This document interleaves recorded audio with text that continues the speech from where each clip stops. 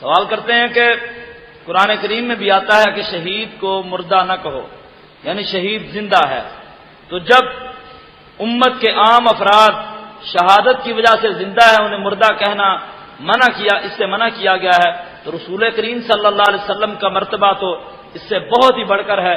اس کا مطلب یہ ہے کہ رسول کریم صلی اللہ علیہ وسلم بھی زندہ ہیں، آپ کے لیے بھی موت کا لفظ بولنا غلط ہے۔ اس کا کوئی جامع جواب دیں۔ اس کا جامع جواب ایک تو یہ ہے کہ شہید جو زندہ ہے یہ دنیا کی طرح زندہ ہے یا عالم برزخ میں زندہ ہے؟ اگر دنیا میں زندہ ہے تو پھر اس کی قبر کیوں بنتی ہے، پھر اٹھا پھرتا کیوں نہیں، کھاتا پیتا کیوں؟ ظاہر کوئی آدمی بھی یہ نہیں کہے گا کہ اس دنیا میں زندہ ہے، وہ جھوٹے لوگ ہیں۔ ہمارے علاقے میں ایک دیوبندی پیر ہے، وہ اپنے مریدوں کے، یہ مجھے بات بتائی علی بہادر ایک آدمی نے جو وہاں پر موقع پر موجود تھا، حدیث اس نے مجھے بتائی بات، سند متصل ہے۔ وہ اس کے مرید بیٹھے ہوئے تو وہ کہتا ہے انڈیا کے جہاز آ گئے، جہاز اوپر سے بم جو ہے نا وہ پھینک رہے ہیں، میں پکڑ کر باٹی میں ڈال رہا ہوں۔ اوکے، سارے مرید کہتے ہیں سبحان اللہ۔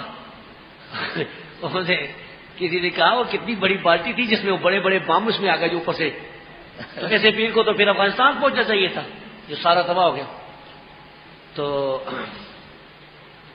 سوال کیا تھا یہ کہ نبی کریم صلی اللہ علیہ وسلم جی وہ اب وہ زندگی جو ہے نا، اس سے دنیاوی اگر مراد لیں کہ وہ شہید دنیا میں آتے ہیں اور یہ کام کرتے ہیں، یا اس طرح بعض لوگ کہتے ہیں کہ شہیدوں نے بھی اس طرح کام کیا تھا انڈیا کے خلاف سن 65 میں، سارا جھوٹ ہے۔